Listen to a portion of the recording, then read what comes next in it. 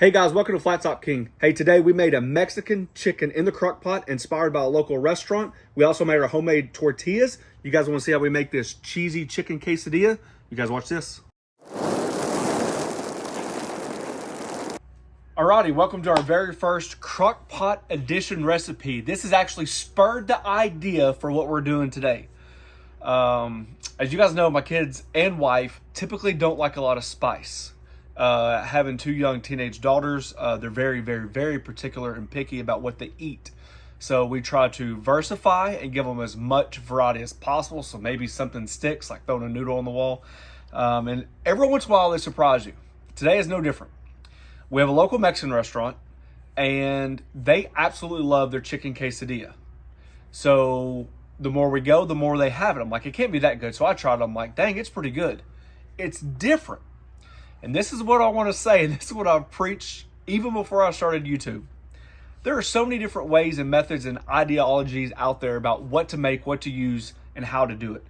To me, this shows that there's a different way and a different method. I have no idea how they make it. I've asked, and it's kind of like a family secret. Like, they're not telling me anything. That's fine. I'm going to try to replicate as much as possible. This is the extra meat that I asked on the side to prove, hopefully, that I'm not crazy, okay? That is the base of what I'm trying to go for. It reminds you a lot of birria, but it also is different, okay? Now, remember, I'm doing this solely on the fact of I want to get close, okay? So here we go. I'm excited. I'm super excited. Crock Pot Edition 101. All right, we have some chicken breasts here. I'll get to that later. We have some standard salsa, some enchilada sauce, some carrot, some onion, some garlic, and some peppers. Here we have my chipotles and adobo. Remember, I've mentioned it several times in the past that when I open a can, typically I only use 1 or 2 peppers. The rest of them I freeze either individually or maybe 2 to a package. And then this is this is exactly how it looks coming out of my freezer. I've labeled it, and so I just know exactly what it is. Peppers of choice today: guajillo and ancho, and guajillo. Okay, so I'm just guessing. So I've got 2 of these and 1 large of these. These are actually a smoked and dried poblano. Okay, so that's what we're going to be using right now. To get started with this recipe, I just have some water. It doesn't matter how much because I'm only going to steep the peppers. We're not going to use the broth of the peppers. So the first thing we need to do is open the peppers up and get the seeds out.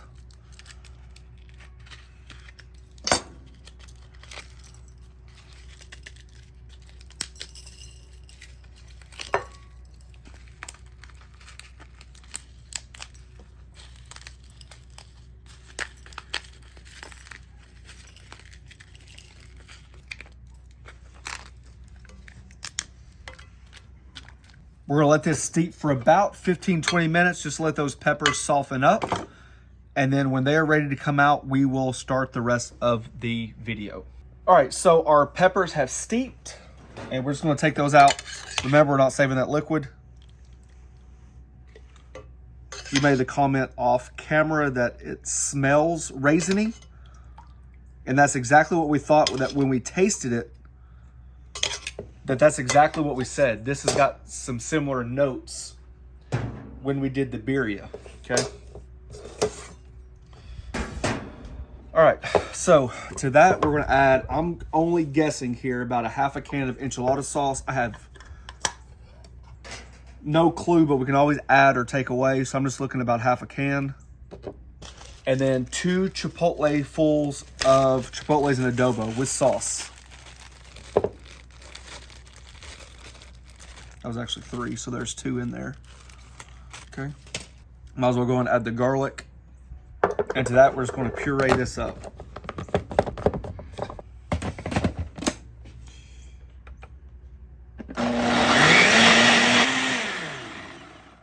Let's taste. Oh, that's spicy. Yeah, that's what I thought. Is that too spicy for the girls? Oh man, that's spicy. That's pretty spicy. But we haven't added any liquid. Yeah. Or vegetables, or the moisture from the chicken. That's pretty close to what we're going for. We're dang. We got that little takeout container of that chicken. I'm telling and you, you that's gonna be- dissected it. You were like, oh, there's a little piece of carrot. Oh, that's definitely chipotle and adobo. I'm telling you, we're close. All right, to the crock pot it goes. The chicken. We have 3 pounds of chicken breast. These are honestly just packaged chicken breast, individually packaged, and we just taken them out of the package. The bell pepper. The garlic comes through. Yeah. The onion. Carrot. I know what you're thinking. Carrot doesn't go into quesadillas. I'm telling you, it was in there. Our sauce.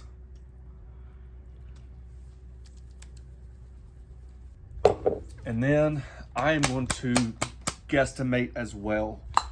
Thinking about like half a cup.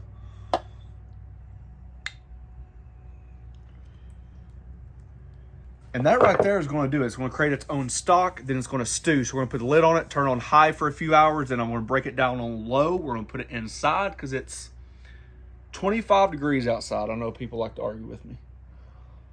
All right, it is the next day, obviously. So some things to note, to mention, to go over. I think people overcook stuff in crock pots.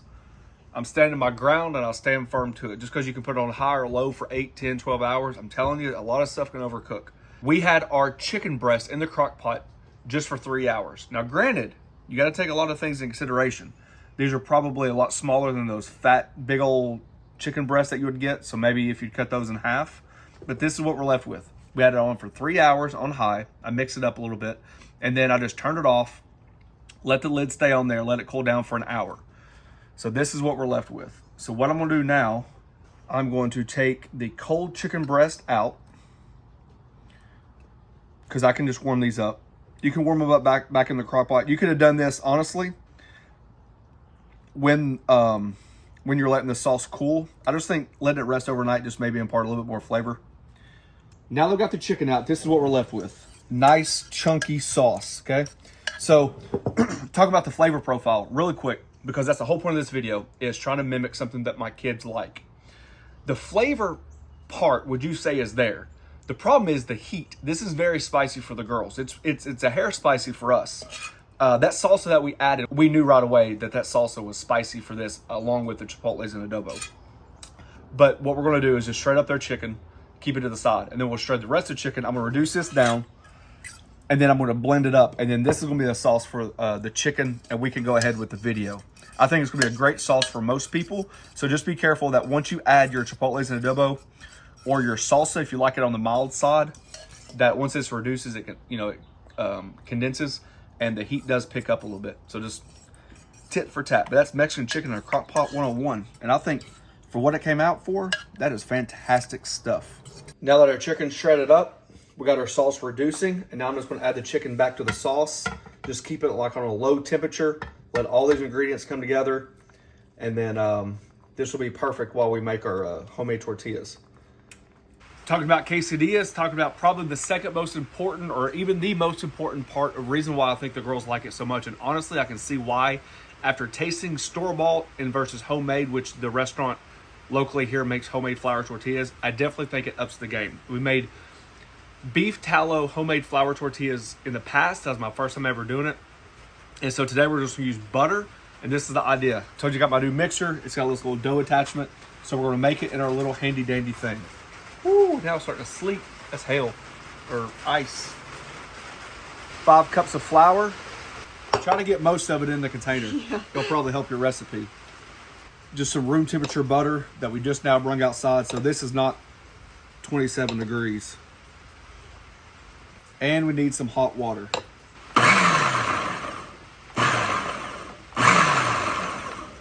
Oh yeah. Now, the other time we made homemade tortillas, we didn't have this fancy gadget, so don't worry about it. If you don't have one, there's always different ways to make it. Cup of hot water, and now we're just going to combine this together until it forms a dough.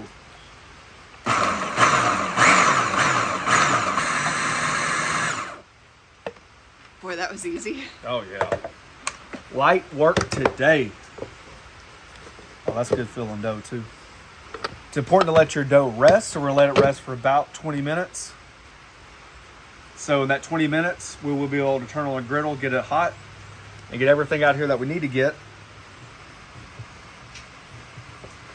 good dough. From my birria video, you guys know that we absolutely love this quesadilla style cheese. We picked it over the other one. So we are going to put that in our stand mixer. It's going to shred it up for us. You can use a box grater if you want to. Highly recommend this. Highly recommend it. We love it. It's your blender, not your stand mixer. Yeah, that's what I meant.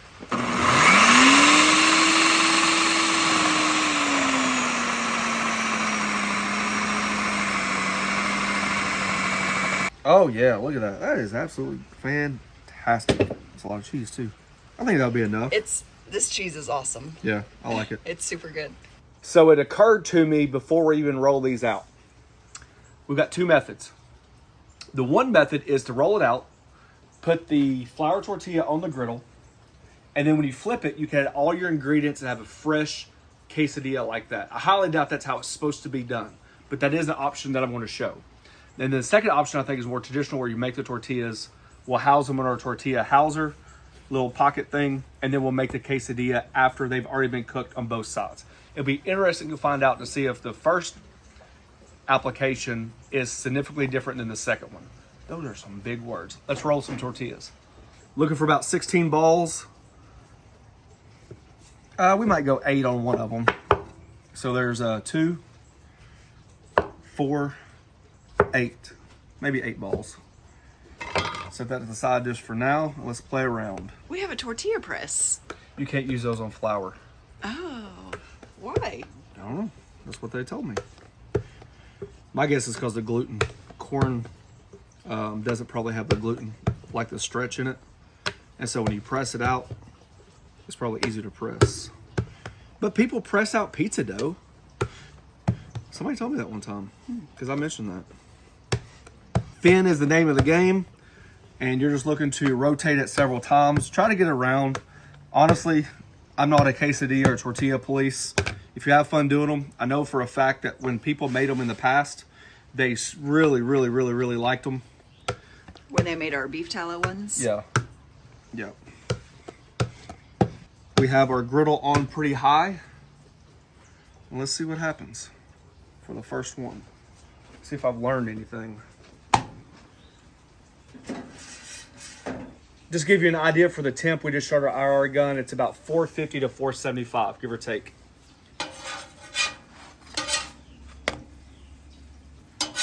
First tortilla is done. We're going to turn the griddle up a little bit hotter just to see if we can get a little bit more poof action. It occurred to me while I'm rolling these out that during our al pastor tacos, I mentioned that I was excited because we made homemade corn tortillas and I introduced our new tortilla press that we had bought. And I said I was going to do more homemade tortillas, and somebody commented that you can't use it on flour tortillas, and I guess I just took that to heart, I guess. I mean, I understood the concept, but let me tell you something. That's not true at all. So I don't know where they get their information from, but it's exactly how I did the corn tortilla. It's not how I did the corn tortilla. That's how I did the corn tortilla. Press it down. It won't be as thin as you need it to be, but I can definitely tell you one thing. It's a lot rounder than what I can make it.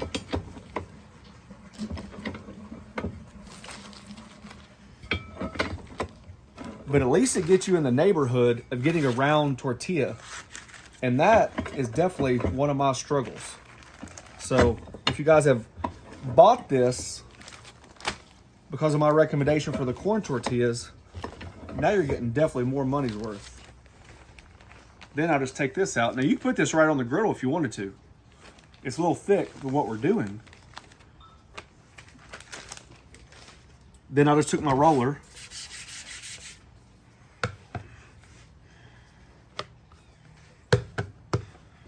and there you go.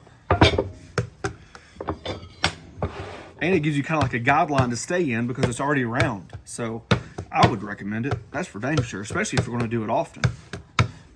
We're on that hot surface, about 30 seconds to a minute, and then we're going to flip it. All right, our chicken stewed down. It's cooled down just a little bit. You can see right there that we've got all that in flavor incorporated. Cooking that long helps, break down that chicken, makes it a little bit more tender. And then there was our beginning. I definitely think ours has a hair more tomato and ours has a hair more heat. But I do think that after adding it to all the chicken, the heat drops significantly. So separate, it seemed like it was spicy. Once you add it to the chicken, it drops significantly, which makes sense because you're adding more product. So the one thing I'm interested about the most is doing the tortilla fresh. So we saved one right here. Grill is heated up nicely, right on the grill. Now this is gonna happen quick. Once we flip it, we'll add some butter. We'll layer down the cheese, the chicken, and that's gonna be our quesadilla. And then the next one, we'll pick out a pre-made tortilla and do the same thing. I don't know why I'm adding butter. I just think it tastes good on a quesadilla. Definitely theirs has butter, no doubt about it. Okay. There's go cheese on both sides. Heck, we'll just go all the way over it. Take that stewed chicken. So you got some carrot in there, just like they did. While that's cooking, over here, we got some more butter. Throw that tortilla back down that we've already cooked. Same thing. Cheese.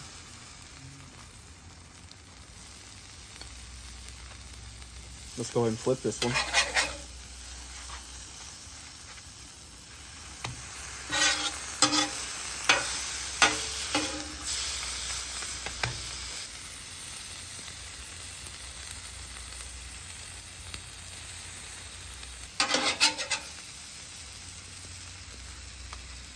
I know one dang thing. Their quesadillas ain't that thick.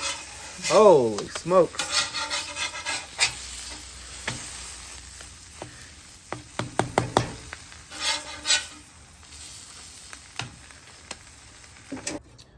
All right, there we go. This right here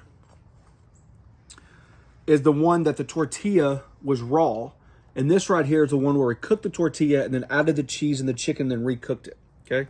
I don't know if there's necessarily a difference, but I know one thing. If I'm getting a quesadilla like this at a restaurant, I'm going back. They're never this full.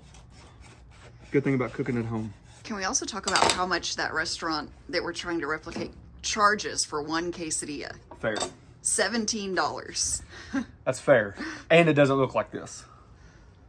So this is the, I mean, ours is way juicier, obviously. Oh, geez. Oh, I'm a believer. Here, feed me. Oh, I'm a believer. Holy smokes. Where's my kid? You can't not like that. You can't. The thing that gets you off the bat, where's the spice? It's not even there. Yeah, when you add it with the cheese, it's not too spicy. And the tortilla and the extra chicken. All this time I was so worried. My kids were so upset they're going to be too spicy. They would eat this. Second of all, the chew from the tortilla. That is good. It's different. That's way better than any chicken quesadilla we've ever made on this channel. And we've made some good ones. Making your homemade tortilla. Whether or not you do I'm telling you, the base of the tortilla is where it's at. The chew, the texture, the depth of flavor, and I think the cheese. Yep. This isn't cheddar cheese. This isn't mozzarella cheese. That quesadilla cheese is special. Now, this is the one that we made. Now, this has a different consistency. This is more, it is thicker. Maybe because it had a chance to cook on both sides a little bit more. So this might even have more chew. Look at the little cheese crust right there. Oh my gosh. It's loaded with cheese. You can get away with actually adding less ingredients if you wanted to stretch it. That tortilla is where it's at. Boy, that's good. Boy, that's good. Look, you probably didn't see this off camera. I actually made a cheese quesadilla just in case it was too spicy for them. But honestly, after having it, there's zero spice. It's like on a scale of probably 3 out of 10 in my opinion. It was probably a scale on a 7 out of 10 when we started. Yep. You think, that's a fair... I would agree. It's definitely not too spicy. The homemade tortillas is where it's at. Using the right cheese, taking that chicken to the next level, dehydrating those peppers, putting it back in there, just makes the flavor go from here to here. Like, there's no comparison. There's just not. There's just no comparison. So there you go. That's my rendition of a Mexican crock pot chicken cheesy quesadilla. And I think we absolutely nailed it. I'm going to enjoy this. If you guys are interested, we have a join button down below. It's a membership program. We thank each and every one of you for taking time for doing so. You can check us out in the Griddle group on Facebook, where we get the inspirations from you guys. And I can't not express our gratitude for the feedback and the camaraderie and the go back and forth about recipes, about ideas, about techniques, because that's what it's all about. Thanks for watching. Don't forget to press that subscribe button, pound the notification button, share it with your friends. Cheers to an absolute fantastic home run. I didn't even bring out the hot sauce. Matt, don't kill me. The only reason why I didn't bring out the hot sauce is because I honestly thought it was going to be too spicy. But after having it, it's great. oh, this is good.